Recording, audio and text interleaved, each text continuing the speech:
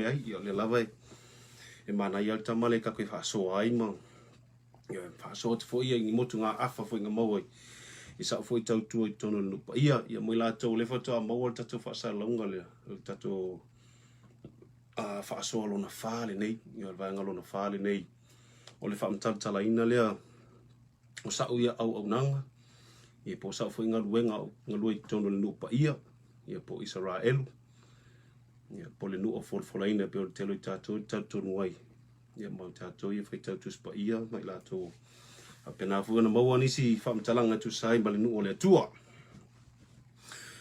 o le tātou whaasola nei le numera wha ia la whaamumua na utali atu ni fesili le tele ngā fesili mai ia nei tangata ia tātou kam whailola ia lea e so o tātou whaasoa o lo nau ta inga la whaasoa ma le ala fui o nau whaile nei pokalame ina ia o whaatau nau i tupulanga Samoa e la tau umalaba lo whapena o na e lo i longa na taritonu ia te oe e te mawhai so se mea pe atu e lo lotu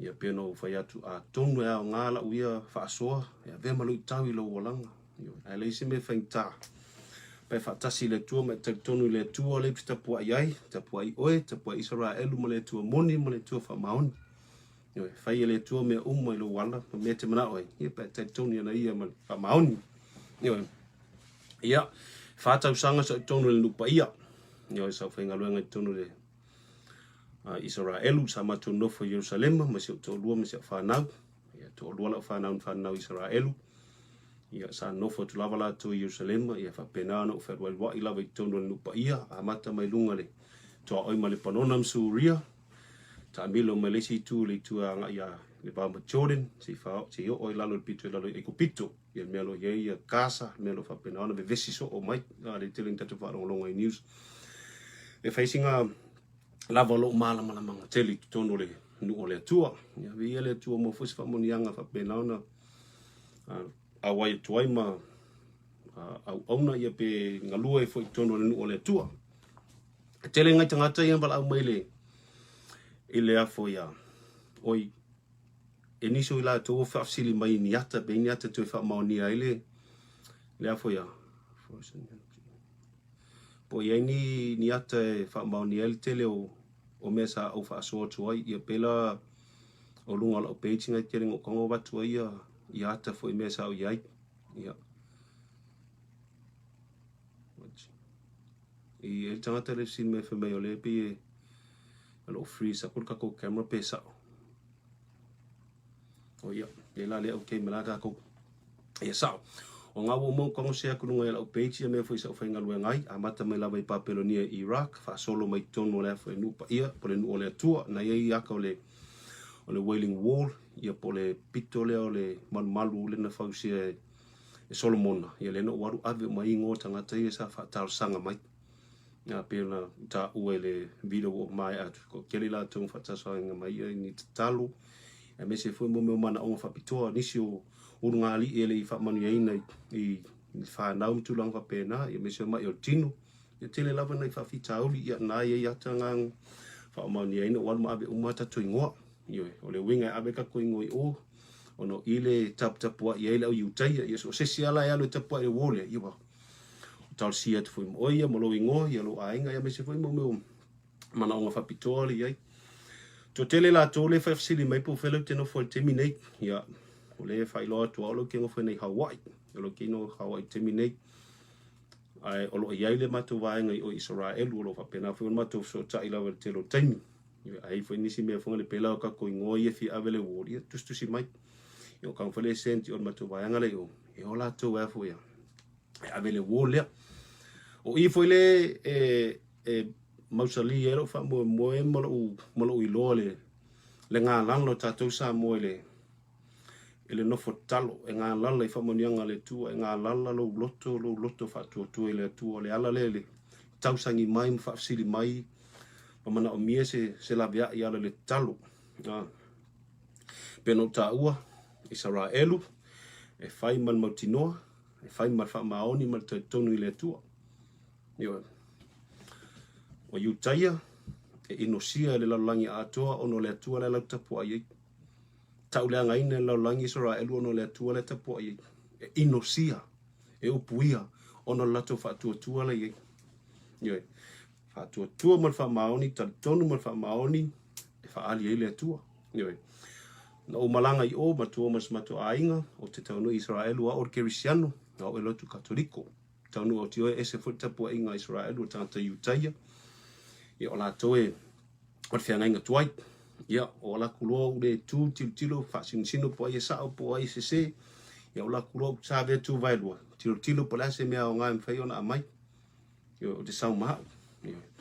Sa ia wha nau naunga matu te nofo moni o mukele toe fialu esi. Isaraelu ai nu moni ia pole nuu foi wa wafo ia.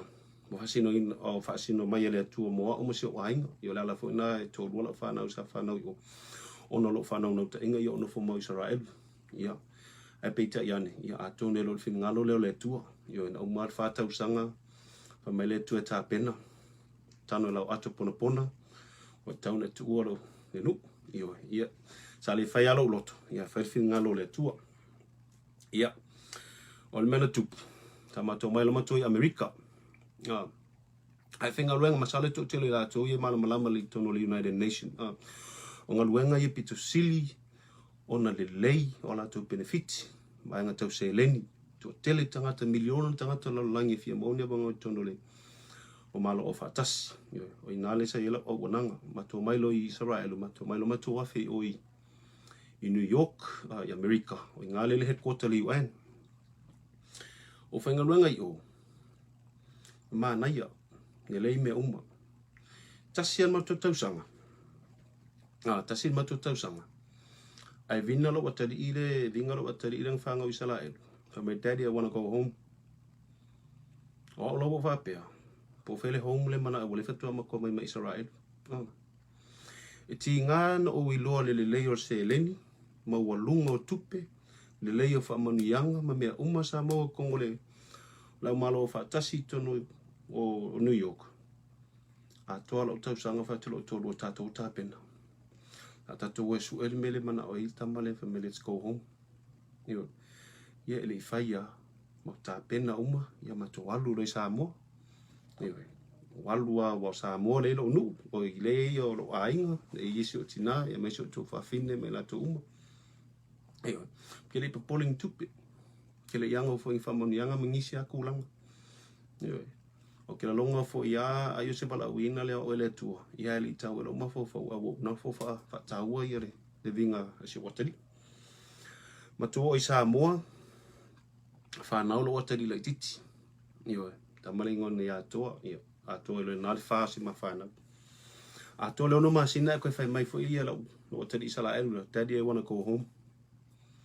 O le la vai vinga se o kari fa mai e fialu le.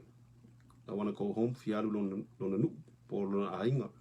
A lela te whapea, o Samoa, o lona nu, wa ngalo ke sawe. Ia. O te le tau whamtala fo ia isi o ainga, me se o tina ngā longa le fia. Ia o fo inia o o na vai meile 11 matoi o ai, ai matutua, I Samoa. Whatilo o tōrua tatapena. Ka koharu, ku mama ko mea mako, pusa aisa ma mea umanga, whaktatua. Mato mai New Zealand. Ko mai New Zealand. Ono mato bai aso New Zealand tau fitu na itam whaipe ma tau na mana ia New Zealand ya ma tau le nofu. Ai toi whai mai whele ali ia lea. My daddy I wanna go home. O lono wing, o lea lai I mau wale home ma. Ai se watari. Ia, na mana o lea se o tōrua. Whai mai mo te oi, mo te oi Amerika, o lo tōrua sa mai lunga Virginia. I mea lo ia Sean Tama. Mai lo tōrua, ka kōlo nei Amerika. A tau no I ngāle mana ois. I el tamai alu iei. Eli ta uaha wa il mato se mato il mato whenga malanga ai pei ta iane ia ke ia wa mo lui whalunga hawa I la sa pengan mato mai ia whatura su tulu ka koha whekloi hawa I ka koha mau tua I sin temile titi ia koe wha ua uli tatu malanga ia mato mai loa ma koha whe mengi hawa ma tau nuu la sunga fua ai maua mato whale la so lua ma ko mu I nai. O lea lau te whataritari se watali I le se ofisilia I. Po whea tonu le home le vingai. Ia, ai akaka malo wha koe. Is this home? O lo nuu le ke maa, he makakamba. It's okay, we're in the center, don't worry. in the center. Koe ole malamalama ngaku langa whapena. Fia, o leo la tō whai la tō tālunga. Iau sau ono fo mawhau mo tilu. Pala tonu le winga. Ia, a mena tupu. O tilu tulunga whawhanua, ne tātia. Toli. O Hawaii le tū tōnu le center lalang. Hawaii le right in the center o le kako piko le I. A le sipito. O le center kongonga o Isaraelu. Nei o le Middle East. Center mai la o ilonga nuu mon. Ia e center kunga ia ingeile. Ele mela o mato ia inei. O ifo e te ilo ele nga lua le nganga o le tua pa te tonu mo wha maoni mo lo loto atua. Whamania le tu e te ama se o ainga. Peno ta ua whata usanga na matu ia I Isaraelu. Ia pe waka ola wha iu taia fo. Ia waka ala wha iu taia. Ia ala e fo alo piko kirisiano. E whai fo mo tapa iai. Ona isi mea funga le wha whainta ono lo o langa sa o laifa wha kirisiano. Ia le waka luako io. Ia waka kikilo. Ia e lua tapu inga. Ia e tolu wha mosaleni. Ia o mawala le mea ia o le ali mea onga. Ia o tuu ilau atu. Ia. Au sa loma mai lau atu pona lenga. Whingalo ile li. Ia se whamtalanga atu nai ele mea walenga matu o mai Hawaii. Ia man mea o matu iai. O le tupe, avanoa, galuega, po ale maurunga na iai. Musuina ele li lo nganga pa pe o stanga fa tutua. O le whaasoa, ai manui ai, o te manu iai. E whai ma le loto ma mai, whai ma lo tautonu. Whai ma lo whatutua ma lo tautonu ile ri. O le whamunianga le mo o Samoa. Manui ai au, manui se o hainga, manui ai fo o. O le tasi au walasi la tō wala au mai. Mai wharongoina le ngā lue o le nganga o le tua. O lau whaasoa ero se e kāle sia fō. E lo ni mea fō. Ngā tue whetu na I lava a. Ia, ai whaawau al tatou whainga malanga. Ia, mai le upo Ioane, ana umantu sia mea umana whiawhia e whaola ma mena tupu le nupa ia o le tua le tuspa ia. Mangoe whapenge I le tuspa ia. O isi la mea le ngā misi ngā, o leo te Samoa. O nisi la mea le ngā misi ngā, o leo te Samoa, o mea tonu nā le whaawhaingo fia mea o marwatu whaurufale ngangalo, maloto tatou. O na leka ke malamala ma tuspa ia, tatou mamlama whaanga nuu. Ia, o le singna whamalama ngā ia le amatanga. O le siri mo mula siri me tangata, whataule le sami mate, le Dead Sea, ele te tolu tangata ele te tonu tangata ile opea.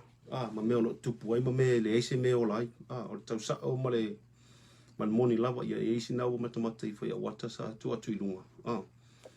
O le Dead Sea, e ka o le Dead al kosa sami mate, ele eise mea e o lai, e te opea.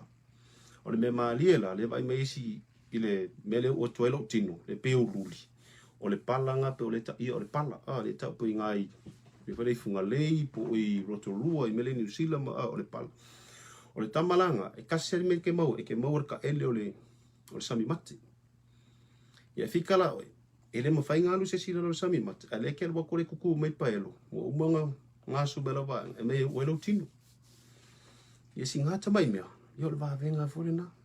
Ia tu fesili lo ma whaupo fesa oi. Ia ele lei o le palanga e uelo tino, ia e whainisi fuanga le aku mo tino fo mamano a se soani e fo ngali ya tono fo yengisi fa mai o tino fa funga fo ngali e sami mate moni lava fa mani pito mai lalo sami mate ke sawe ka me aso tomom ko moro e ngoto dai lalo pito lalo iso to mai o pe lunga i ko moro ko so fa sino manga nga ia ko sai o tangata sai o ya so tomom ko moro ilaso o lo afualia o e te tofu ye e ke alu sami mate, e ke masima. Ko sala pe o komoro ble ta o mai pe se fai longa foi le lo tangata e mon. A so to mai alu ngai lalo piko I lalo. O I foi lai mafi masima le fai mai e telefo ia company Isaraelu lo fa ngai ngal masima fa ngai lato e fai fa pisinisi vole le fa tau mai le teren sa o kamale le sea salt from the Dead Sea. O le si fesili le tau nu mai o le vai papatiso. Vai le papatiso Yesu. O le vai papatiso lea. Peno ta ua mo le vao le Dead Sea malunga le Sea of Galilee. Le tafe me le vai le sauanga lalo. O le vainga ka o le River of Jordan. O I tonu ana le toa o I Isaraelu ma Yoritana. I o le maalia la o le vai papatiso. E lua vai papatiso I tonu no Paia. E lua vai papatiso I tonu no Paia. E tasi nei lalo I le mele le toa ma Jordan. Ko I kasi lunga na kalaka I lunga o le Sea of Galilee. O ina I a o te fsili mai pola ame wale na lua. Ioi. O te le lopo la ame wale nga lua. E pela o lalo I Jordan le fa peo I tonu wale nga fatanu e le papatiso ino le faula. E pau foi a leo le mea e mawhai ona savalia tangata. Le vai papatiso le au vaenga mai au tafa. E a saua mai lunga le river, I lunga le Galileia se I tau I lalo. E tau mai nga malava vaenga ia. Minefield. E tau mai nga malanga feo irkua oi. A savali mai lalo vai papatiso. E mawhai anga aluaku e ki kilo I lesi kakala I o lesi tua oi. Whaanga me la tau le tula, e whaanga koe Isaraelu le tula. Ko se pau ale me mawhainga feo tua oi a o ngala. I sau e lola I ele mo mining area fu ulele. Mo meo ia mo meo pomu nā tia. Ia po tama fo I e tanu I lalo ele fu ulele. Ongol tua oi. Pa tau le nisi fu I e pasia po nisi fo I sopo mai de tu. Ia tūlanga pe e whaonga ina la tūlanga na. E le vā venga ngā tupu ina I le area ngā suktaunga I whamatala atu. O ke la longa fo ngai lunga le YouTube pe mo pa mo nisi e no le matamatai. E ele company Isaraelu po se unit Isaraelu na lula ko pekolo. Ele po savavali pe e tos fululua la to no. O savavali la wori. O te ia o tutu whamaitai tai. Whaatad tutu lo. E tilo atu le taitai. O le o ngā tutongu o le fio le mo me ale lo whanga tonu ale I maina I ele kaomia. Le lo ki kongu lau saunga le muai. O tilo mai tua taitai au. Whai atu I lana vaenga. O tātoli tutonu o le li o mea nei o meo maina le nei. O tula fono o areas ia. Ele mawhainga alu I lumo. Ele mawhainga alu I kua ele mawhainga alu au kafa. No folo. Ia a whao ngā fo lau telefonu. Po le ase me e fisotai e whaingata fo lele ongo le frequencies ia po me ia whaonga whangaringa I ke ua activate se mea. O le kongula sa whai mai tai au. A vifo le tamai nei fise tulo. Ia whaonga alo le pia tui ia piko uruma fo le masawari vali a fo le a kau o koele I lea maina.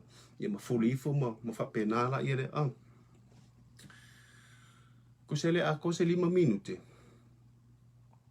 Ai te elvainga vai ko ngai lungo au. Pie fa malu fo le se mea fo le o mai lo le ripo o mai lo tu fa tasi pie o po le sile se o pe fa tu le lo. Ke e o ko fa fo se la si inga. Yo. Ke e o ko fa fo se la si inga. Ye pa o me ka di o marka fo le wai. O le sandstorm fo le ke wai a. Ye o mala ye le a. E lai ma se si anga. Ngai songa ma fa. Te lo mentup. Uma kwala sio susulu mal masinga kikiro kungo sa wala sio kafi maleo ngongele ai ka fa yali fo lu maria ya mainga ngele ngaki mo I marfa ma ni la tala uma kwala sio susulu mal masinga I lo ma ia nei se me nga sabali valia kwa e pe o lo kalu lungole o le au fo la sulu masinga wa kailo me I papa fo ie makulanga fo ia Ongala o kat kongo fa tu le yutai. Ele tu la fo yela to ele tu. E fai ban moti no pe no ta o mo. Ma o e fa tu tangata. Ia o lo tu vole mo tu fenga luenga. Ia mfa marsia tu fo le mo lo wi fo ia o la fa tu. Ia fai me fia mo fai matatun. Ia fa man wi fo le tu ia ta o le na tu langa. O tali atu lang nai I ka ko vai pap kisonga o vai nga tonu le a fo ia. Lenga papatiso Yesu. Le ki whamtala ko fuilele tau mainga umai I tu umai lua. Whai le tua Jordan. Ia le tua Isaraelu. O I fo le tonu ia Isaraelu. O I le tonu tangata. O I le vai nga tonu aleng savadia ma Isaraelu no fo. Ke minga mai e mose. Mana le lua le na. Se koe fo ia la whamtalanga I tua le mele le afo ia. Le ngola kuma wele nuu le o Samoa. Pe o menga le pe le sa wele whafsile tangata fule. Pe nau ta ua, o lalo le pito I lalo I auta fo o Hebron. I lona whaatawhatawhanga I lalo I aiko pito. O ngai le nu tu to afa. Ko le nu e tumu I fale ie. Me tūlanga whapena. Hongo wo o ye. O saure koe ngafongo. Kilo. Koe kilo le whawhanua. Koe kawhi kūngai. O I tōnu ale ngā oso mai ele afo. Sa waringa Isaraelu na o kolosi mai le afo ya. Ele sami ula. I kongu waringa mai e mose le malanga Isaraelu le ngā mai. A tonu lava lau tātou o nisi o. Ia wale ato le ngā mai ma Isaraelu le ato le whenga inga. O le tatununga wha Iutaia, so sesia le se Isaraelu, o la towe o lao no le whianga inga. Kusala a wha apela o se o kākou, o lenga mau ma ise me le vaenga, le ako le whianga inga lenga. A tonu po se vaenga o le ato, a tonu se vae o le ato, po se wha mau lenga pa ui. Mau e lo tātou I. La uianga whariliunga ma le maluma whau iei. Palasi lo I. Mau e lo tātou I. Ia wa aila le me mari. Ia ngai fwoi sau le esotu. Ele mana o le tua e ave sao I fwia. Ia Isaraelu wha sao Jerusalem o la o Filistian. Koe wha ta amilo la ia le. Wa o mātau o Mose. O Mose lenga whai e le tua. O Mose lenga whasinua ia Isaraelu le nua folfolanga le kanana fau. E loa uma e Mose me umanga. Ai le i o ai Mose. O Jordan na. E kui le si ku Isarael o e ku pito le sa le lalo I a fa pela le kolosi mai drop ka ko I le sa mo le mo ko ka milo le si ku Jordan mo le sa wa la ku le ia maka mai Mose I o I fela la tano ya Mose o Jordan le me ka o Mount Nepos le longa fanuot I wa peno tawa ma liu Mose le yo le ayo for falanga wa fa tamilonga o lo manatu. Walenga tuu tātou ele tuela lo I Samoa lo I. Ona le mana ole tua tatu whai me whaatasi mo le tatou so mo tua Isaraelu. O le lau tolu noa tu wha mauti noa. Ma tai tonu lo lotu. O Isaraelu o le numa tua o Samoa. O Isaraelu. O Samoa le Isaraelu o le whiangenga fau. Ia e tonu tātou ona manatu. Ia toi mau ese foi le totele a la uia fa so la uia foi ia I loa I tutono le Paia ma melo te le na matu feo I ma le Iutaia ma tulanga fa pena ona la le mana ole tu e mai tatu fa tutuso ma tatu so ma tu le langa tu tatu I ku ka ko I le fasimele le I tu la tatu e tu anga palpala e ku anga palpala ia ka ko I se ka ko alu pea ka ko fo I mela I le lo famtalanga o le tulanga le te tono Isaraelu te tono Iutaia le fa tu tangata e mo ko ka kong ale Iutaia me malava e lo ke faia o me ia le finga lo le tua ia o Iutaia foi e fai singa mo lunga me ko security o la umtai fai o inga sa ia o security sama ko nga lo e tasi alva ia le Iutaia te lo e leanga o e le niwe kasi alva ia le kai lo e leanga le o whamanianga nga le tuana ave lato fo ia vaenga lo security e le lava se ami lo la langinge tu sama le ami o Iutaia niwe le melang ta ua le melang ta ua la vida longa lua le puleo le loto tu so le fafsili mai tangata fa pe ila le vau o Isaraelu ma Palestina, ma alapi, ma isi tula fa pena ono leva e Queen News. E fa o le oti. E matoi. Fa o ngā o penga mtulanga fa penga. La ula ia fa mamla manga tulanga nga.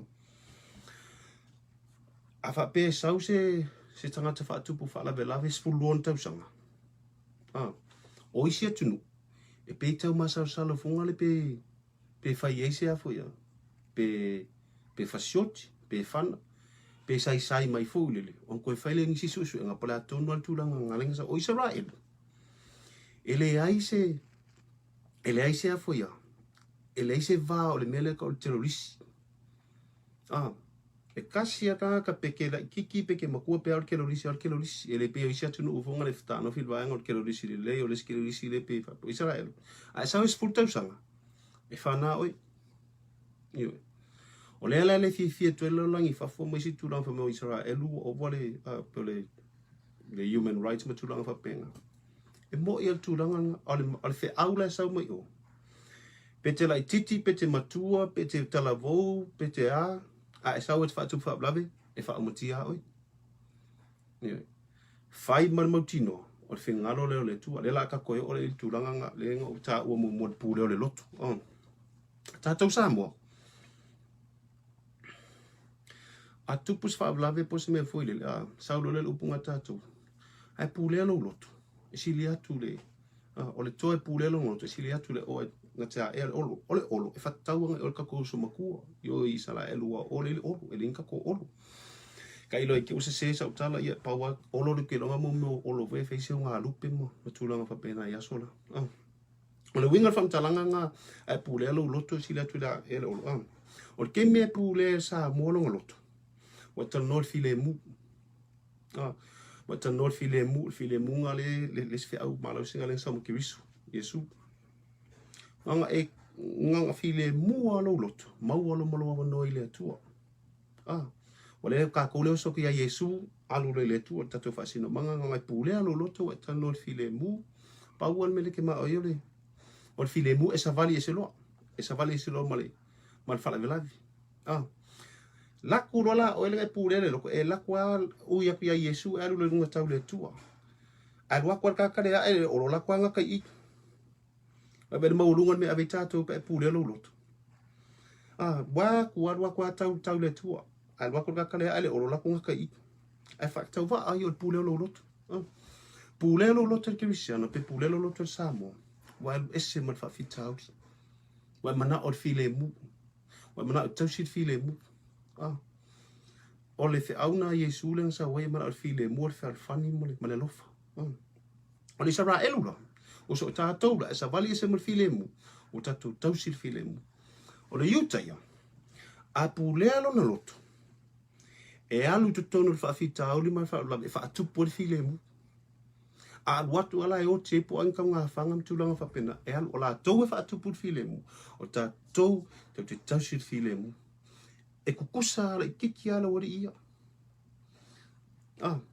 kukusa le leia au sole ta matua mta ko le la kon fo ka o kwa mo kingo Isaraelu ta so matua sa molo no so le titi ka ko kamakua e alu ko kongo le fala lave e alu ko kongo ka nga fanga e alu ko kongo le mele kupu le fa fika e fa tupu le filemu o ka ko ele ngata ngai pule lo loto wa mana o le filemu wa savali ese wa fa tupu la ulila a tausi tato le filemu ele ngata na tausi filemu au fa ma wala lo fo lo loto temina le sa o ka mo ka ko o le alu e lalo te ma wai malo o le alu e lalo ma wai malo maua ka ko kulanga le ka ko so makua alu tutonu au ka ko tausi ka ko e peacekeeping ona ri le peacemaker i ola ko folei o foi o alu le kunga sau le tu le tausi pe alu le tu la alu ko ia a alu fa tu por filemu le ba fofori te pike la ko ke oki pike la ko o ngi se foi la afia o ngale ke la ko fa tu por filemu ele i lo la langi atola tu langana ele i lo ele i lo alu mon motino fa tu por filemu le fa maltus ave o tomba fa na ole tua ton no tau o e le stanga sa stus Paia ia ai anga le ia langa ngole tu vole ia tau ia me se foi sma tu a ingale tu langa e mai ale tu fanga na ina foi a le tu e pu e mai a war fa so at o tu tonu fela Isaraelu ilalo le pito la letter to no metal security o lalo ele pito lalo la talata e ku pito ina le me veka o casa mali ia o casa o le pito fe alfa fanu Isaraelu ai pe wa vaela e pulea e Palestina le tule la matus fa tek inga Ava pe o upolu. Ka ko aku o le mafa. E la le si awala le sau anga tonu sau anga loto fanga. O le vaenga malai o iki a vea ma le tūlei o le afoia. I le atua le ipak. O kasa a ko ala le mea ese foi la tau ia la tau whainga malo. Kuse e pipi i mai tonu Isaraelu. Ia si o mia la le pa. Si o mia pa. O ngā tonu ale le vesi mai tau tele. O ina foi la. E masangi ma tau o i tonu. E luangi tau asa iai sa ma ko o iai. Ai kolosi la ke alu i kasa. E ke waku i le afo il feto toa po le main entrance e ke alu i ke osoko Isaraelu a. A inga vevesi. E paua tanga te whenga i tonu ngā mātou lau UN, United Nations, i wau mātou atu ma pulolan moana fo lele i taua atu filemu. Ana maariela. O le pāpā me i lunga, o le whai e tau ngā whangana uri ia, ia e manga au i le UN e o i tutongu. E whaato al filemu. Ma kakura mātou tau tu lau uri ia i whaitatoa, lau iutaia. O lai ki kilo mea mātou, e paua kala tamanga mai. O whaatasi mon matua tua. Mai tau teo whaatasi mon matua tua. O lau uri e kasa, o lau uri e le tele na whanga mai lo ke tifo le tutonu lewa, tonu Malo Israel. Ngau Isaraelu le tunu ua i ele mea ngai ta ua i e lato upenga whaatontonu ngai ka ua Iron Dome. O kamanga e whasala vea mo lo ke ki pēo mai. Iwe. E le tau i masui ngai o awhanga melo ke ki awa akule Isaraelu e tau i pasasa i lato atunga. Ia wa kolosi. Ngā wha kolosi ia. Ia sau kolosi. Awhanga mea se furu e ke vai i ai. Iwe. Ia pēra whaatete inga leo whaute i ale i pata i loto whanga o e tū lesi me i po po rungo le mafa, whaasolo mea o re keimi alai whanga melo ke ia wa kolosi e kama ia. Kolosi. Kolosi mi tau tia le. Ia le tamau a inga whai o le nupa ia i tūlanga wha security. Ia pēna o tā ua momo o le Isaraelu e whai ma le mautinoa, ma le tantonu o mea umai a le tino mai le tua. Ma le si tūlanga pēna o tā ua momo le whaatūtua le Isaraelu. Whamela o alapi. A misa Isaraelu ma alapi o. Ki whaalongo ku le alapi wala au. Wa kou laki o tua. Mwelo. O kou laki o kou akua. Mwelo. Mea ngā le tu te laki e. Laki au kou tua. Tele ni ata o fofonge pu e o.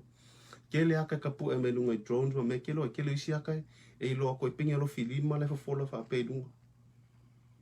Iwe. Ke vai ko isi aka pe kasi se lima le ku se ngari. Pingi apa au ni a ngelu huli lea.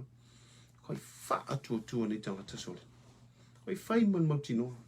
O le mea foi la ngā kua ngā whakua la. Kama foi le adwa koe la koe oki e. O la iloa o le whingalo le tua. E lei foi la se me po le lua kua arusa o la kua whitau maro matai. Iu. Ia waka lua koe foi le ia maka ika ia. Ia o le si kaki le manga kaki waweo tu o le ilo ka aingo le kaki whisa ue pea Ia ese a fufuanga le tua. Ese fo ia tūlanga na mai e le tua. Uia fo ngari la uia fo ia au nanga.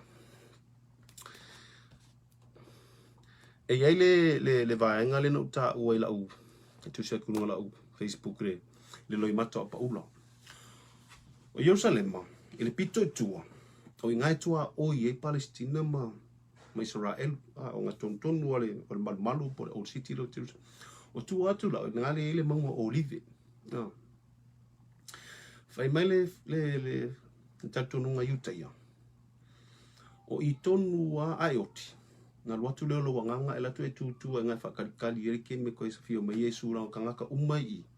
Aka e mua tutulunga ke me whio mai whaola. O i ngā lal mongo ori ve ke wa ai o i eire kele whangua kangu. Kele hafe kaure mausinga me fuile. Uso le tonu o i ka ngaka e mua tutu i kuare. Te a whio mai whaola la tu i ngā tonu.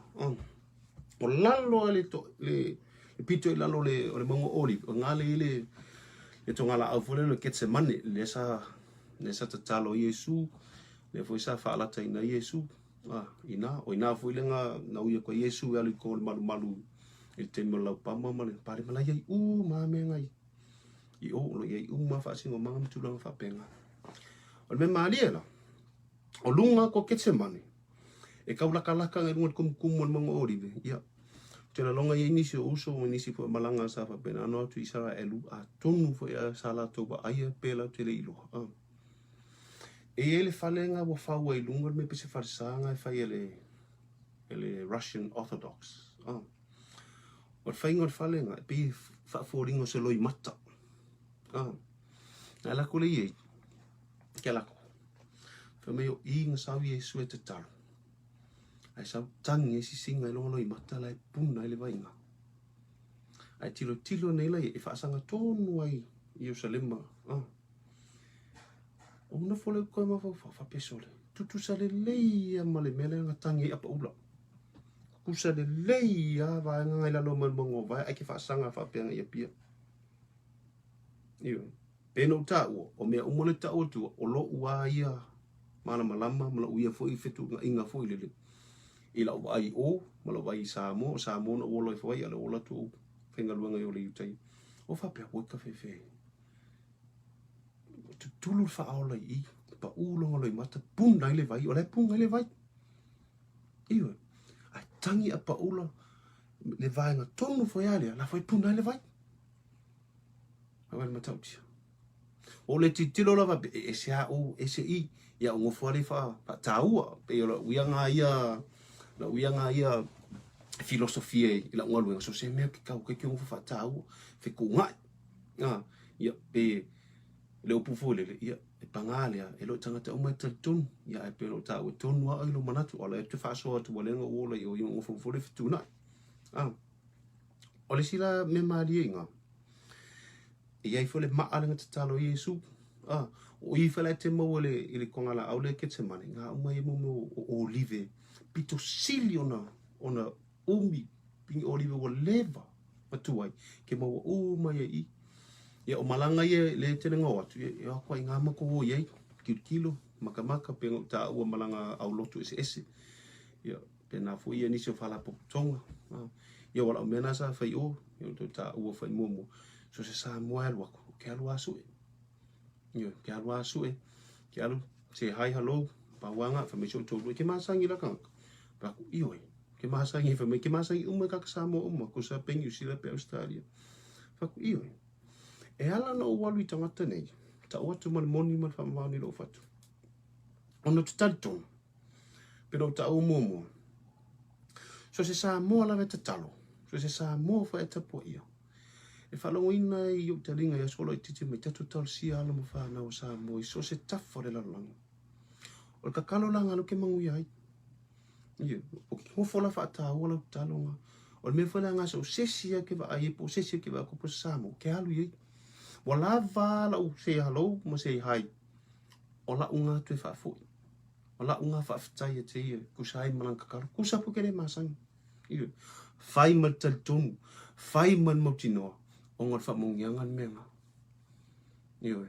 Ola tala moni ia. Ia no whasi o tō roam whamai.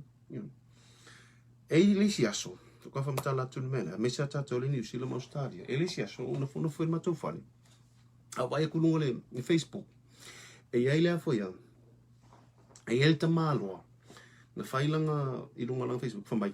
Mana iai eo Jerusalema. Tile masani le ta māloa. Ki kilo kong. Pea se Samoa. Yo message les kamano fatu to ina fakuia. O utino foni Jerusalem, le lo ke piki ka ke feska me ai. Me kamano ia mana ia langa, ia mana valo. Walu lo. La ko piki kamano, te malo ke le masani. No. Tino le leifo. Kasi ala udi ia ka kango ale fa sam mo fu. Ele mama ese petele mo me Jerusalem, pe fulu sulima minute te savali. O ye te alu ta bali.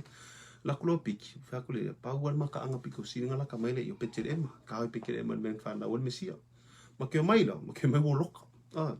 Yo ma mai le ta mi lunga. Ma fa ma me ai. Fa ma me ai ta tano la ti tele stanga ta la fa. Mo fa me ai o loko molis to ina yore le hotel. O sa wala il fali. Ke le ilo tonu po ele ta malo. Ke le ilo fo I po ngai. Sa lo fa tu lo tolu. O le quiet yo sto ina nang mau. Ia mai so tu yo o yanga ke alu so Samoa esa. E alu la tamalo. Sa ole una fono. Pe tasirwa ya so pe luova ya so. A matalonga mau aku ya. O le ai. Fa mai tala tamalo I ke al ke mi makalango fa mai.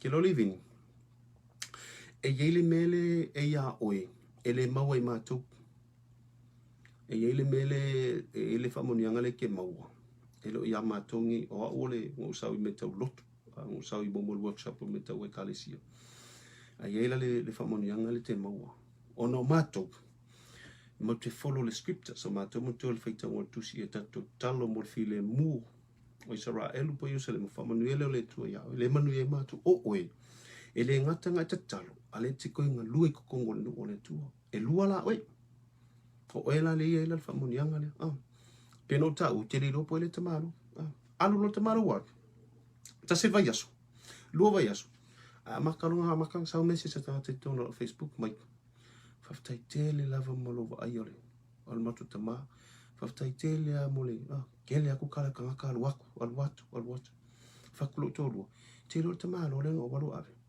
fe mai e PM walunga mai to tele o tanga te message me faftai wal waku tama lo fa langa la ngwe nyusila ai se fero Isaraelu e lo watari ile Isaraelu e lo watari ile Isaraelu ia to te lo lengo tama longa o Iliafi e Sera. O sia uo mamai ia te loe e tau le whae lo foi le tamali ia no winga o ia fo se tai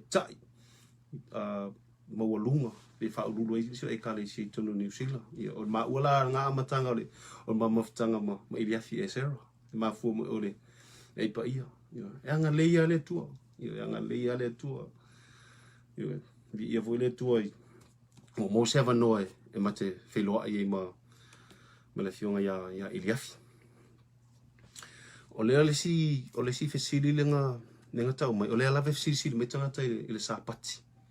Lea whesiri me tangata I le sāpati. Ia le ngau tā ua. O le nupa ia tolu aso le sāpati. O le asfareile astonai ma le aso sā. Asfareile astonai aso sā. O le asfareile I o le uaengala I sa maeli. I la uaengala le Mosalemi.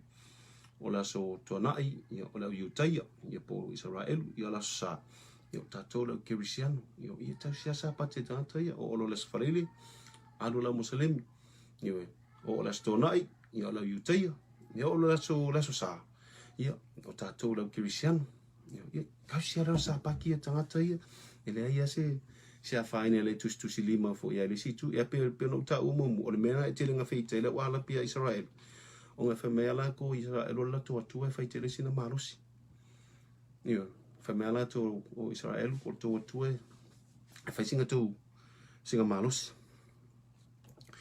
e ele si melo te fa so to le tu manga u fa Utaia il tulanga le ta o tato o le ulo le ainga pio tato Samoa ta ulo le ulo le ainga pio o le tama o e te faia tonu na tulanga fa pena o le ulo la inga Isaraelu ko I tono Utaia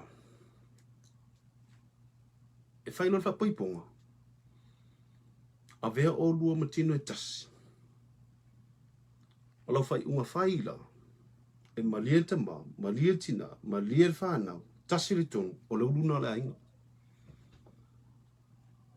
o le uluna la inga whai Utaia le tau e tātou fo le pie o ta mai whai tonu ta mai whai tūranga penga tātou ia wharanga nuu mtulanga whapena funga ale ulunga la inga whai Utaia umaro whapoiponga lua tino a vea ma tino e tasi e saula le tonu e sau me uma e whai e malia te ma malia tina malia le whanau o le ulunga la inga nei se me whete na i a se atoa la tuku ele estama fo le fa pete o fal tono tama alota to fa le tono yo ye uma tu al tama al wato e mastina ala le mali el tina al menang mana o tama a mari lie uma la le ulu le mal fana po le al tu la fa le tono tu mai o ala ilo mari lie uma ya o le ulu ngale o la inga fa Utaia fa mamla manga me ela Utaia e minisi fo sa matu fe ngai mana ya Ioi, peno ta o le video longa lua, o le taimi nei, o lo fete ngai ke le kākou, e le vai o le silesi. E tama marfine, me se nei tūlanga, le nei vai taimi. Mela Utaia, ti tilo tui, me a tamu ma eva. Na fai fa au le leia le li ime uma. Tu la ui kongo le fatu anga. Ai loe eva le fua le laa. O ko meki ngale le anga o le fine. O ko meki e ngā. A wha apea lau a tamu lulu la ingo whea sa iei a tamu. A wha apea eva na whau mele iwi o a tamu. O whea la sa iei a tamu. O lea lava la tau te afuia. E whetusia i tātou i tamawa te. O tangata le mafuai. Le tutonu i. Ni ti apolo. Ni ti apolo. Pa mai utai. Ana wha apea tau te maikako whai me wha. Tasi a tatu wha sanga tau ti apolo. Ko e se ala langi ngewai ke e fiu ti apolo e sa. O tato lava tā pena. O le ka penganga liu kai am. Pena o tā ua ona si o mia e ona fili. E le nofu a ieila e mamao luman va ia le iuta ia. O le ale me tupu mai. Awa iai. Me tau malosi, me tau mafau, o le tino, o le anganga, o lo ainga, mea lava tā pena. E sau le fili. Wa iai. Pena o tā umumua. Kako, lele mea fui lele. E mea skamanga luako e sefe mai. Ile sambi el waku oki e ta kele i Samoa ai sea e le i ta pena ta te fa ta italia ta tu se tupu se mea ona fo ka ko nga yoi la ie ai ka ke nga yoi atu ka ke i sa uni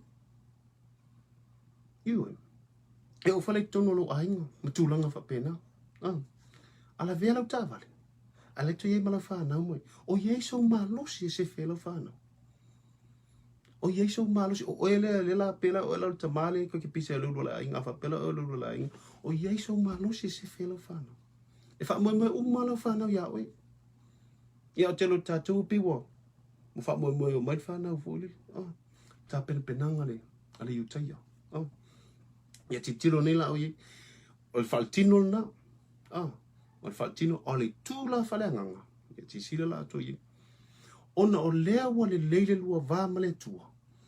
Ua wha mausa lilo wala wha tutu. Saulo nga ma ti apolo. O ti apolo, o lona wha sino manga, e sau e wha leanga, e sau wha tama ia, e sau matua e poani merilei, o lona ngā ia wha sino manga. O lea la wa le leile lua va male tua. Oe malu a inga lo tōlua. To e tā pena la ia lea molesi level, mo ti apolo. Pena o tau. Wai peo tātou, e le leilo le tātou wāmale tua, wha pele o kako, koe le leia. Saulo mati apolo e koe kofkofolo, no wala wha tua. Tā penanga la wha iutai. Wha pea. E te no follow wha la wha pe toa wha, toa ainga, toa ko ongo ko. I lo mawhau, o lo fale, le si o lo fale. O le papito mua le lewa no fo ai si o mia. Si o mia e lo fale, o lo tano le fale anganga, si o mia. E pui me lo ainga sa o ti apolo. Lea. Leo le lua vama le tua, a le lau e wha sauni, a wala ti apolo, le la kako alu i luma le mafau fa iutai. E umanga whaile pāle si o mia ele mea lapo, i lo fale lapo. Na i koe ngofo lea oe, koe whai makama i pāi ko ngolo ainga. A whapeto whalo whanau, tofu la tau mare pā. Umanga pā kame kiki lesi kame kiki pā ma oe, pā mo lo tō lua. Kofo la kusarai. Ele ngata le pā lapo. Alo tono le fale. O tofu tangata ma tamai pā. A sauti apo. E sao ma le pā mua. A eo o mai te tunu, sau tilo. E iei fo isi pā le iei. Nga sau leo ti apo, lo le maua umare ainga. A sau lo piki kanga kai sau e. A le oso me lo tō lua. Oso me lo whanau. Pe oso me oi. Po se tamatene, po se le ke whaalongo i kako ki ngai aso me. O oe aso ki apolo se. E ese lo wha aso ti apolo. E le ngata la le wala wata pena oe maletua. A le whala wako i saui. A wala ti apolo. E whai mai la tala le whetau i wepena o tau. O ngaluenga ti apolo se wha aitau. E kongi mai la tala lo tō lua wepena o tau. E sa oso me tangata lo ainga. A fui la le wata pena. Ia wata le atu. Tatia mai. Awa te poli. Ana fui la wata pena. Pe oso me lo watali. O le mea pito sili la le temine le whanga inga ti apolo temine. Ia tato nofo whautai. O lau telefoni. Iwa. O telefoni fia tere ti apolo e sa e to e lau telefoni. Ia ngau kau kilo iai. O telefoni. O le tele yo mem fing fa sa wai. La le na tia fo ia la tu sa fo isfam talang. E tele ngo mai mo meu. O ata le tala fe ngai se vai. E tele la ka ko. Pe ka ke maka maka. Pe ka ke karie fo ile. Ma fa pasi.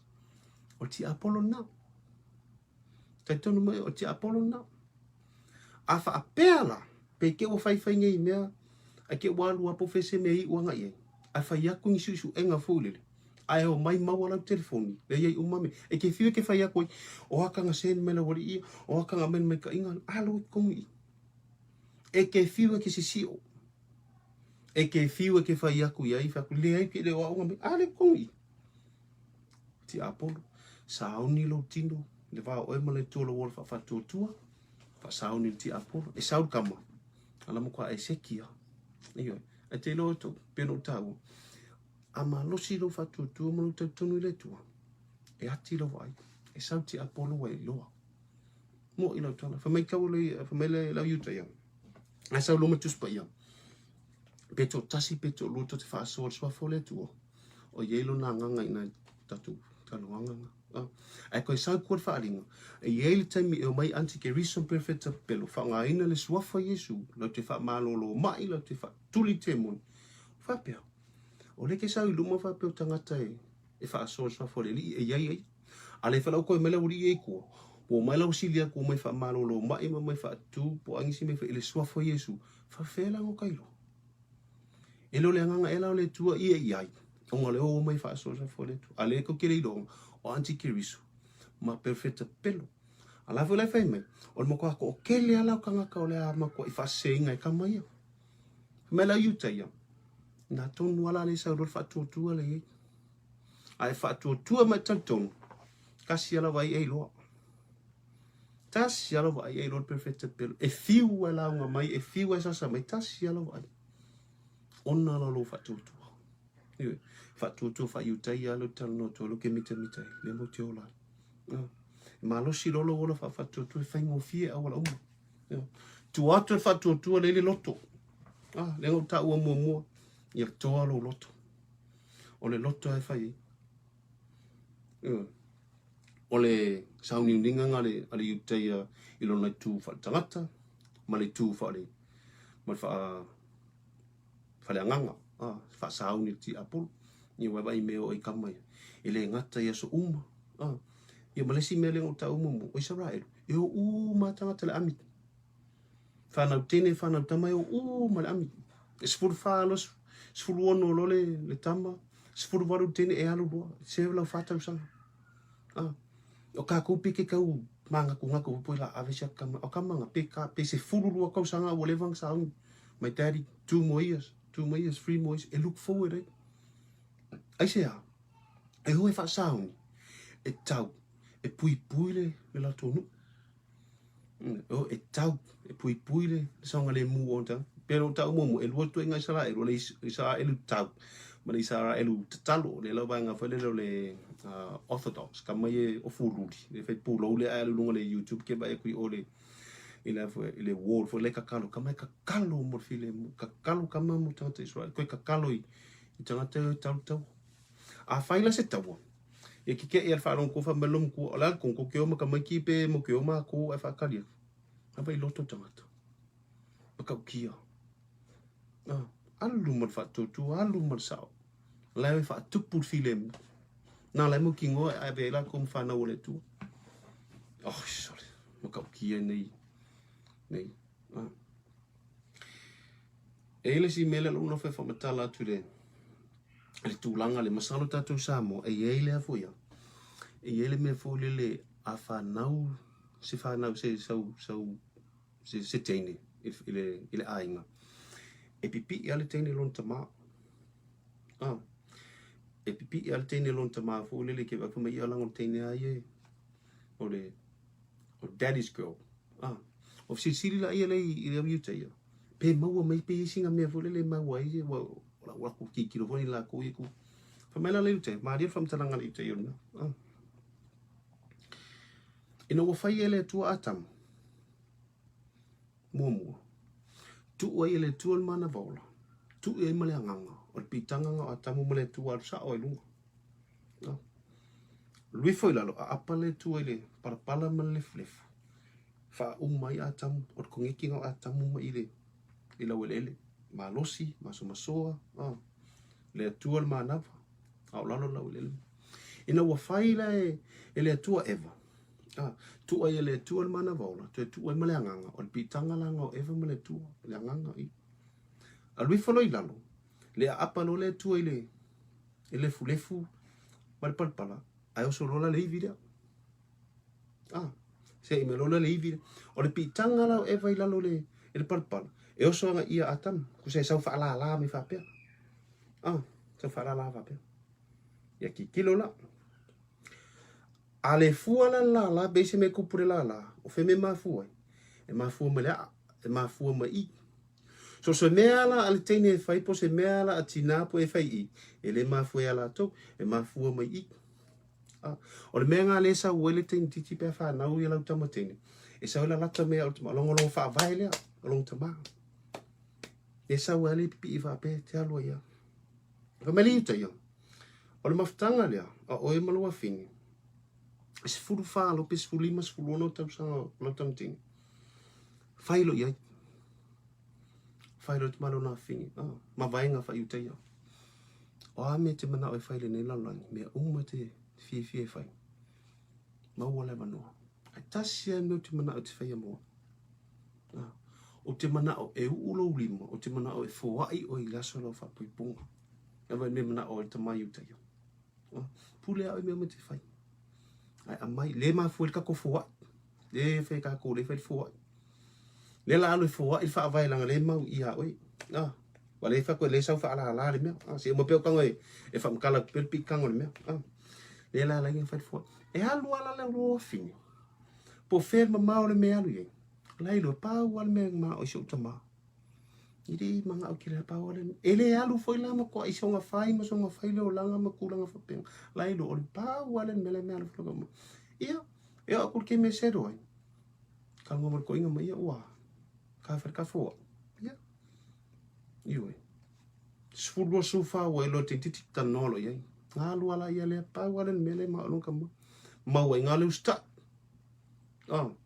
wa ska kengi ki ngai ile melo fa so ko to mai mo lo manuia ma wal mele yo na lo ka ko mo sky ka melo yuta yo ai sky e te ma wa mele ai le sky e ke mo fo mele ai kala o se e lo na ko ai chau de ka mele mo le mele wa ka ko le sky ka ke oso le situ a ka ke aku ka kola la vea ka ke le aku ku se e ke alu e learn nei le songa a ka milo mele sa lo fe ka u ile fu ya il pico ale le le manuia le us ka inga fa yutaya o mai lo la le uma kula la le ka so fa la o Isaraelu la ai alu Isaraelu le la po ilo va inga ko Isaraelu ke longa le yam se si fa se inga la fam talanga le so se checkpoint Isaraelu so se mea te alu iai e mua mai luma tamai ta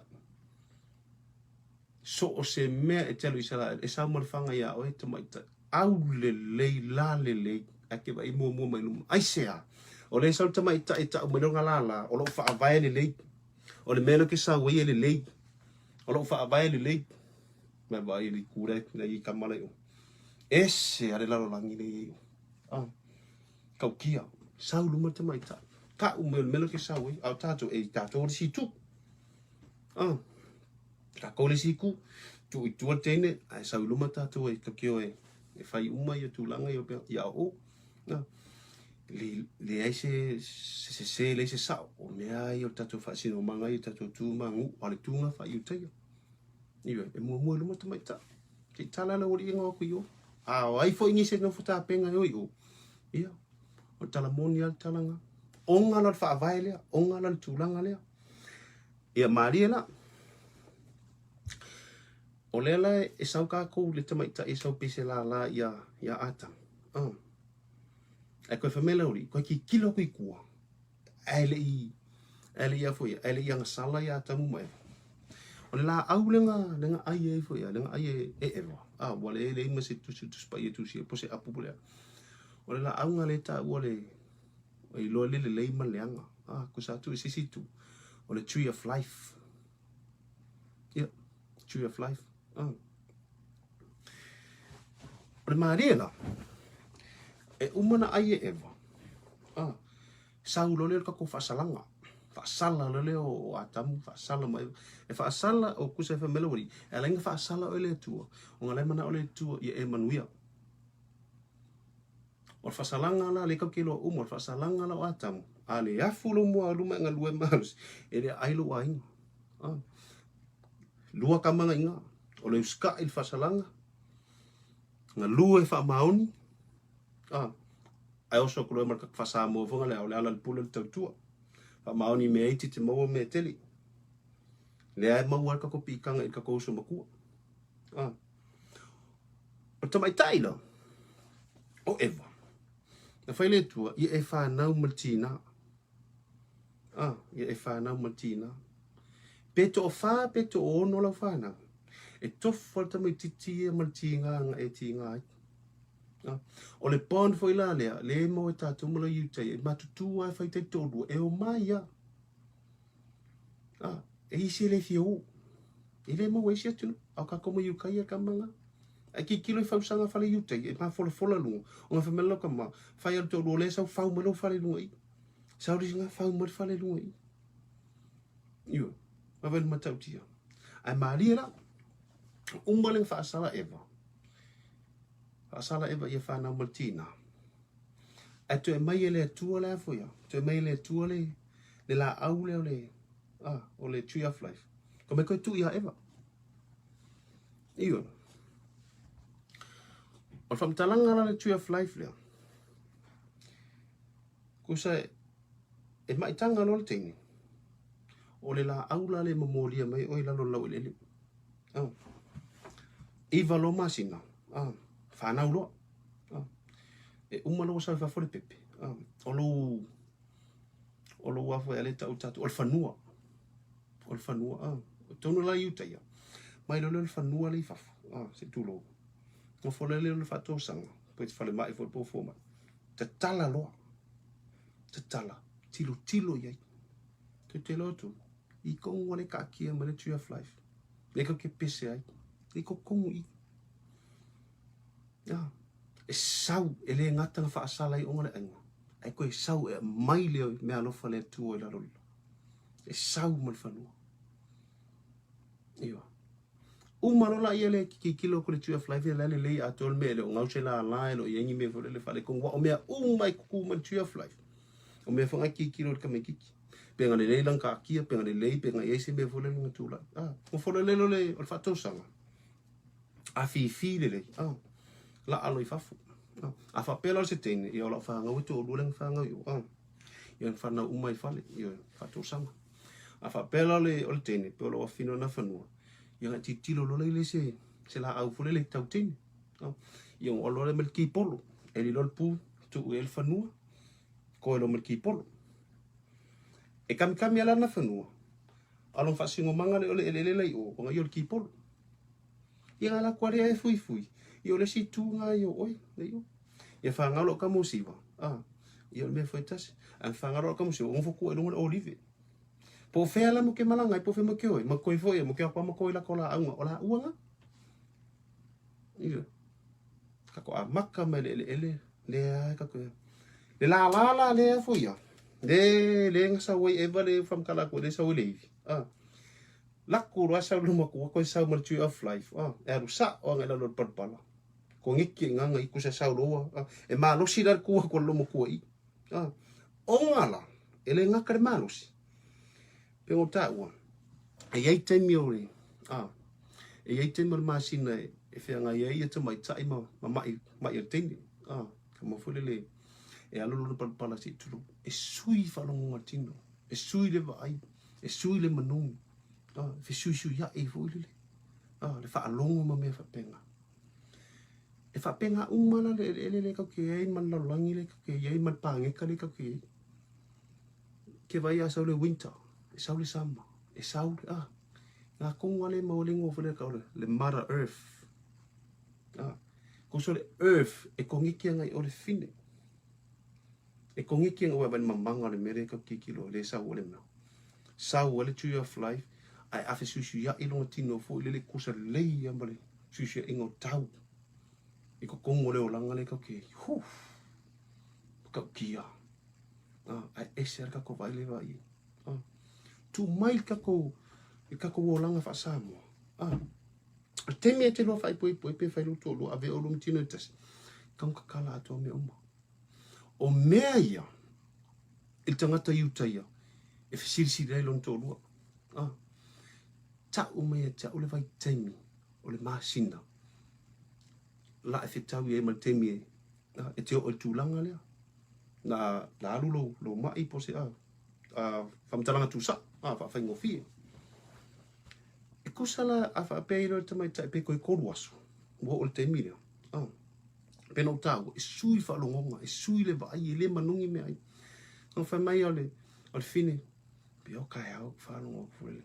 e fa eva mala al fine ya e popolo mo longa o ke pole pa sa malolo ma kola wipki io al koruaso fa ko ko foi ko me alo play ko pata ka ko ngi tama fe o ye Samoa fa eva me silo mo ko e ka wole pu Paia ingo e ai mala i meia que faz sa o ye que faz sa o ilo tolo que faz sa o ye ilo wo tamai ta ka mai que la lo ko langa le o lo la ia que iva mai que fa peva mai pe que fa ingo alo o lo step in lo ka ko tama ka ko ye kama it's okay ko lo fa yo ne lei me uma nei se me e popole maftanga fa iutaia io ia le sasi e foi ka ko ia wa pe o ngisi fe mai o ka ko ile ato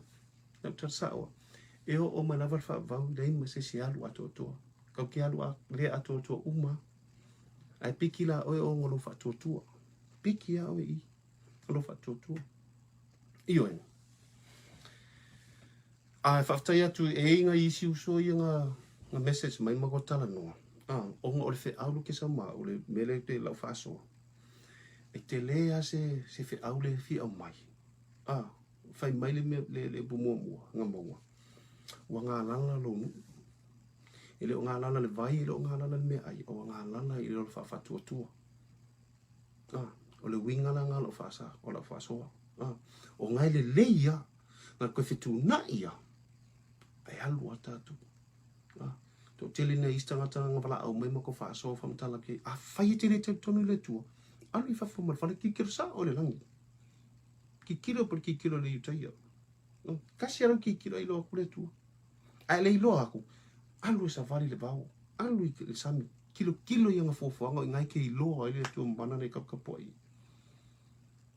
i ma fa ma ho yo no e kalesia le ta u e kalesia moni lo lotu ale lele lo va male tu no e kalesia moni e kalesia le ka ke au ngai le ka koriko e fakasa o ngali ka ke verme vai e ala e tupu fa tu ta long ko ke o ka long o le ala ngali ka ke ka po ingale o me ka ke ka long fa tu e tupu mola ye ki kilo me ngi wai ka ko fa gaming ka loka o me Yesu ka loka o me le tu fa sa ko fa fo i o lo e kalesia ko fa fo i lo ainga na vai me le tu ia o pe o fa tele nga ia ka le se me lo ko fa fo i nga lue lo e kalesia nga lue o ya oi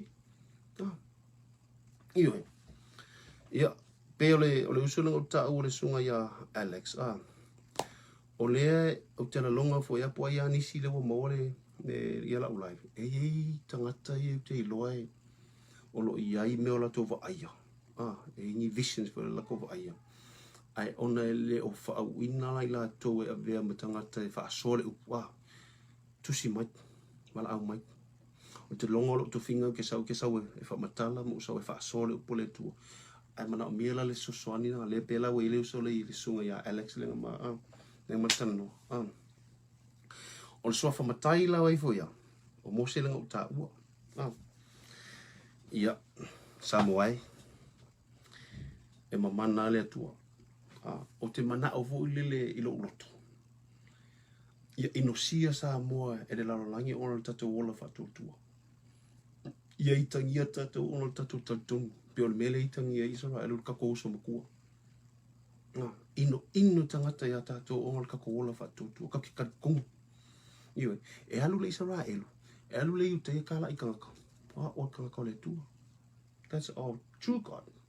Iwe, ele pole le iu te ele ma. Iwe, pe afisidi kul Samoa. Kilo kale Samoa mai. A whawhia konga mawhiki, ele a fo ia. Ele piki e voera la uri. Le alava ka ki masa o salo. Iwe, le alava ka ki masa o salo. Iwe, ia e pangalea, whai mai e lo tatou uma. Na mawar whamonianga. La tau whea e, ia ngā whai mai, la ia i whaitaringa e le whaalongo, ia i mata e le whaai. Lewa umango whamtalare kako pikanga kako whaavai. Le mea ngalinga maure ngō Samoa. Tu i tono lo lotu. A mai le afo e whenga ngā fōu te teoso ria, ia Yesu le alo, ai ko oi kako i. Ia. Tō tele tangata. E pe e whaaleang o kako, le winga la kara whenga o whirka ko awala, pe ngai pūlea lo loko, e ka ngoro filemu, mawalo e kako Yesu, makala lo mkako le tua. O tele tangata, e le pole i meanga, ai mga ola ko e sa oi o, e sa oi o ia Yesu, an mari e la. Ngal wak ko e o ko inga, la sa oi ia Yesu, a wha me ko inga. Ai tamai alo whai ai. E po malisi tu, ai ualisi tu. Ai mai patua mai ia e wha ma ngalo, mai ia e wha ngalo. Se me pito siringa whaingatai e tātou kirisiana. Ke loran me kupu. Ngara koe ai o soro muri koe sauwha mai leila ka kua kupela mana rio paulo ma mpe keru ka whai mea koe i whunga. E whaingata. Or ka kou whasingo mangarenga mai ere tua. E whainga ka kou nguesi. Ai ongala o lau kari kongunga le ke whai akulu kari kongo le mere o mawai o. O tātou e mo i te oso ia ke riso. Ai mauar ka koa whangoa. Onga ka kou o tangata o reuso lai titi o Isaraelu. Iwe. Ia ngā ngai saut whaaringa wha mai fia. Awhe whaase la mona fia e tangata le loa o mua piki. Whango peña minga. Mauar ka koa whangoa. Ingo pia ka karikonga ka koa whanau le tua. We are the chosen one. Maua i ngā. Alu a man mautinoa. Alu man whatotua. Whamelau yuta ia. Le ngana le fa pe ngana ia angelu mole tua le nupa ia le nu orfolfolanga fa me o upor fa maoni fa me pau anga nga o ia le tua ma angelu mala mai pe ke le ngais kan kai fa me atatalo pe la ke la longa fuli fa me le uta ia o ngana na o me moni ngana e mau mai lo wala fa tua mo te ton o ngana amata na tanoi pa esa vali tu la fono le tu nga me mo ia me moni me fa maoni o ngana le fa ngai lungo o folfolanga pe le se tang le se ita fa me fia o tangata aka ko kal kongo le tu ma ka ko fa tu aka ko fa kai ka nganga ui sole o ko miki aka ko ia o oe ai Samoa atu malo se makai po ai se maliu fa longo lo fa lang wa nga solo au le lang o pa ule masina wa nga se toto le la o to le tim ko ke fa lang le tua ka ko le yo iyo mai wa nga ule meta vida vai ele aru ka ko so makua le o Israel kere ka ko wa o tato fa na o le tua kama sa o ka ko lo so le kiki Israel le akola au le ofa ke ke nga le o fam kala mo le nga mo mai Isaraelu le situ pa uila le akonga ka le ako fe nga o fe nga le tutonu ye nga o fe nga le tutonu le akonga e pa u ka ko I a fe mai sa mo na ro tutu fa mai sana nai fanua fa avai le tua sa molu mai o na fanua I kuako na fanua nga sawe e valo ia tatu longo winga e ka ngur kuspa ia fai ka ko fa vai nga yele tu Samoa lua ia fe nga samba la ro toto le maua mai fe maua mai akori o fe nga momo fe nga tatu mo le tu le mo ka ko fa vai ai sau mar ka mai ka ke lo fe nga lo lua sa mana fanua tama mono tua fine, lo tu poto. Lo tu poto tua ngane, ono tua fine, whenga ngā, whewa iai. Kaka kau sisi whenga mua le kako vāma le tua. A whenga lua, mo moli me le tamaitai. Mo moli me na whanua. Le menguio Isaraelu lai mau i tamaitai. Le sau manga whangua le mea. E tu atu na whanua tada, le lo inga iei le tua i kuaku. A tari tonu la inga. Whewa iei sa mor le whenga inga le lua. Sa wā inga tamaitai tonu a inga. Le whenga inga le kau ki pepese ai kako kama. Anga le lele o ingo kako whangau kama. Nei se me kau ki pole kako whangau kengi. Mo ilau tala. Anga le lele kako o ingo kako whanau tama. Nei se me kau ki pole whanau tini. Wai kau ki lo e sefe kako whanau tini i tama. Mai le sauru upol tusi. Ia oa i le tama tu sai mōna ala. Sa oa e lo ka o mea o i tini. Sa oa kama. Ngar kama lai whai mai. Anga le leila le o ingo kako kama. Ia bai, e ole me wala au kengi o mai kongo po, piwa masa nia i tātou. Piwa masa nia i wale ngai tēne, ngai tamaita. Le sawaina i whawhine i te mini Samoa. E whai mai whai tete, o le whengainga ngā mai le akola auling sau mo le, wale aru toto. Ia oi. Tātou ia me misa vai. Tātou ia me misa vai. Masalo ko ke lo ngu uvele lo samalai ulu. Samalai ulu mai sa. O samalai ulu. E yei le avoia. E le vai ngai ka on mali olio. Ke FFC silipo fe mo wele ngonga mali olio. O le vai foi nga. O le mo ke le kakaka ko e tatunuinga. A par mali olio. E alui kai. Na sauri lalo ta elo le vai. Na sauro la yele sa wema ife sale mo. Meanga sale mo mo le vi. Ingali kunga. E mariela, ne la famitalatu. Inga o sa ungi Isaraelu e kolosi ma le vai me e kopito inga o mai e mose. E madi e milo fa penge ia fo ia. Ia o ngā sami le ia. Ma ko fo le vai le pape akimu. O le vai le pape anga le makango. Ke min kolosi e whana wale tua i. E ri mangi so kimu o sau laso makangi. Se leo mai laso kimu o laso savidi. O ka milonga la wa fo ia. O ka milonga la o sami ma me le vai o vai lua e mose le vai sa vali mekanga. Ngai ma wele ngonga mari o dio. Fa no le ala ngai ma wele ngonga mari o dio. O ka milonga le.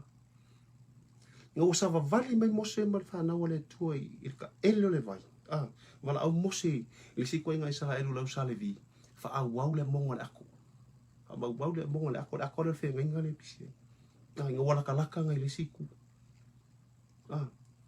Le ka ele kongo ale sa mai samala e urule sa wa e fu isale mo. Nga? Asa vadinga nga fa ngai Isaraelu. Sa wala ma wale ngola le isale mo le vi. Le se ngo sa mo pa le vi. Le si ya wa pulanga le ai fo ya. O le si i kwa inga le Isaraelu le fo ya. O la usale vi. Ngai ma wale vi ngai. Yo, le ka ele ko lalo le di kaileng sa favari mai. Sa mai samala urua sa we ku Isaraelu. Nga kau ngu o Isaraelu le siku. Ke minga di kat kongo sile tua. Pa wal men kat kongo ile kuanga mose. Ki kilo ka mai mose, mai sole. Ele lua la ka kwa kua li sole. Ngo mose male kua mongi le yo. Ia. O le fonga nga le fio ango sa le mo la fio nga ya dua tua. O makai foi la nga mose nga yo dua ku. Sa mo te te tonu lawo ta to o fa na wole tu. Ne we ka ko fa vai. Ne we ye pingi fa mau ya wa makanga. Iyo. Ai kilo ye. Fai mai. E tolu wa ya vo ya. E tolu wa va enga ye tu mai atato. Ka ke kilo ko ai. E umolongo tu fa tasi ya va enga ye pese paso. A makaronga sa lunga le situ. Le situ le pe na tia vonga. Ona le manga ole tua i e tari tonu samo o tātou o tangata whiwhiria mo ia. Awe le story nga. I loa ume ka ngakari kunga. Le visa le imuang wha ingoa onga le situ a inga Isaraelu nga wha uawu mele unga menga le. kilo ia foi ia mose ka pe ka ka wo ia ku ia o le fonga ngale fi o ngai sale mo sa po wa ngia lu atu iu vi ia le tu Samoa awala tatou wa imisi le pas tatou wa imisi tatou tangata fa taua le fe awa na fanua le sa mo ia ta office wa ino te ngi ke o ko fa sala ka ko le tu elis fasia fa tasia tatou te minute o le ai fa so mal ko in la Isaraelu le leusta o ko fa sala le tu le ngota o ile tawolo na dua lalang ni Holocaust shit almost 1 million ngana susunga kamaro hikila ala langa Isaraelu le tu fe e oi fe le tu a to le fo ile no fo te le mo Samoa e fa pena velo ma fo lango ka ko lo so le ki ale tau fia sa waina filemu tamai tai ba tamai titono ai yang o vai sasa o ko le sa mon misela e se fe ma ko i fa ia lo se fe o ko e sasa fa corona le ko nga email e tu ko fa tu nei ko fa ko ngi le tu le fa tu ka ko so mo ko ia Isarael ola tele ni si me ai e fo ia ola fa no fa alia ola fa fu mo fa so o na me chela ta tu ta penanga ia ai se foi ale el kako fa tu ile tu mon o ta to o le uso le tito Israel niwe o te mana o e feita me tanga ya ta to no le tu o Samoa me le ko kan me le tu o Israel me le tu o Samoa me Israel o ngala o fa di lo tu ngata to le tu ta tu mo to no lo to ngale ka le lo ta to o nga foi la lai le manga o le tu te fa di lo ai o le taimi lava e tali tonu i tatou ma tatou roto whatu tua ma tali tonu i le tua. Sa wawali i ala uma wha le tua. Usi tai ma kako makau le tua. Ma ngau sau kako whaawai. Sau mana whanua. E sau ilangi kako whamongianga i kafe mai maunga.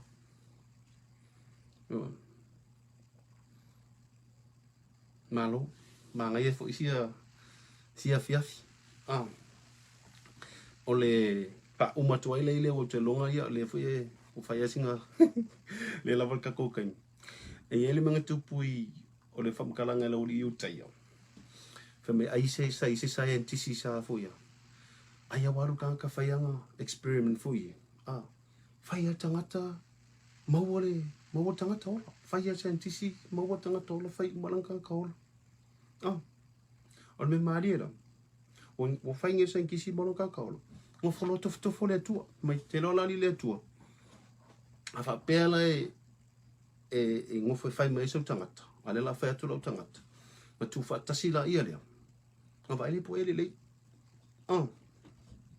fa mai lo le tua mo le ele se me ia saulo mo famsino ia tu le situ tu sentisi le situ fa mai lo mo le tua o fa mai lo mo famsino ia tasi lua tolu a mata o loma tatu kaso tauwanga ua kauwanga whainga tangata po ile tasi lua tolu ka mane longo a mata o kanga o kroma sen kisi a mayanga palpala mayanga meanga kasui a makaronga palu fo ile fai ele mino ya le tu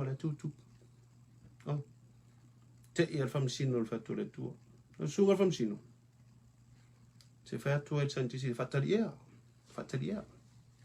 me ola motu fai au tangata ia o mea a o te fai e fuara tangata i mea na o mea umana o mea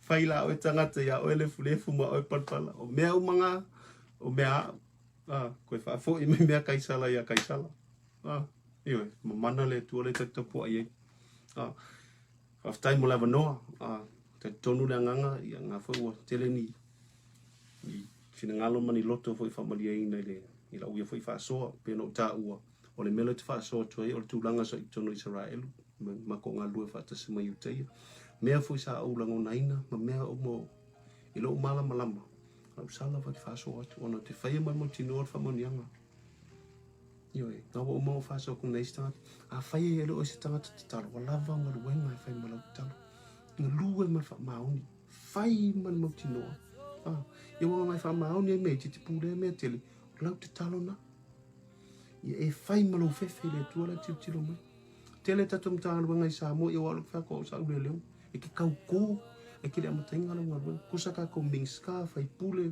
a rulo makanga lo ke kau ko ali fai alo nga luenga e fai a kwara la luenga ai no foi fata wala ko ngale ko spaio e ke fefe e fai me se o ngala ke lo la ke kilo mele tu o lo maka unga ma wala mangu ya poko e fai fefe le fa tu le lo ke ma ya Samoa e mai ka ke feolai ka ko ngana angel ya tu tala no male tu lona ilana ngana fa me ele ese o ele ese ita ele ese lo imata pa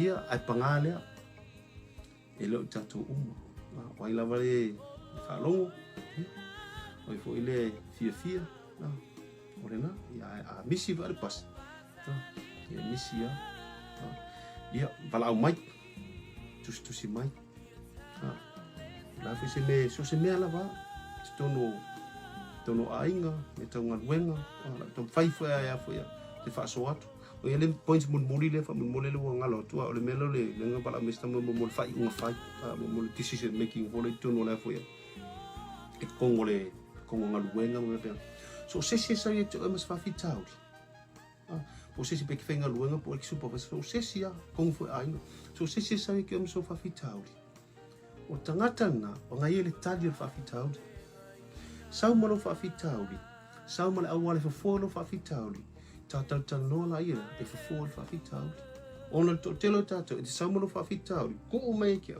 ngai anu la le o ka fa ai mo ko uma fa kielo fa fitau lo como fa ngai e fo po la tu la ngai a fa mo fili na kava we tava le situ io to tu na mo tanga to no ai to fa na ko sa fa ya yo lo ke ngo fa le me fa na to fa na le sa ngod ia ola talo voina au tausia mal fa mauni la fa na ola talo onga sila le li lo ai family ele mia e te fa na ele fa yo mana voro tina wo ilo we wo ma ka ko inga pulo yo so se me ala ke fa yo ava piola ke ma fo talo le tu pe masa solo lo nei lo le tu awala ke ka kalo pe ai lo e ke lo ele te ka ele le ba mo le tu fa kingo lo na lo ngwe na kingo lo ngwe ma fa mau ku ye yo sa fo dunga pero makaino yo kasinga story ma ko piko si dunga malos na kulis kamang me mo ka ki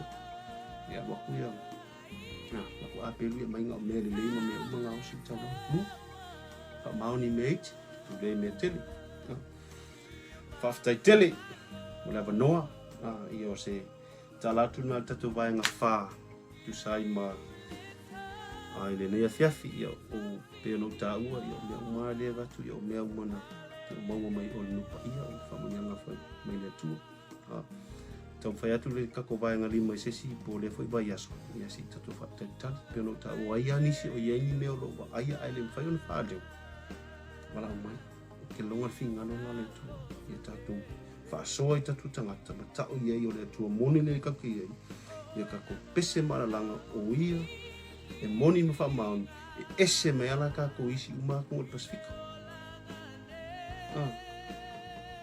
moni e tele le tu ai la fa foanga Samoa ni ti fo mo mani asa longa tu e fio le nei la lang e fa tasi ali auto o pelola man malos ia o una le nei o como Vincent ia o fita Samoa se tuna i Paia. God bless you all. Shalom. Paia se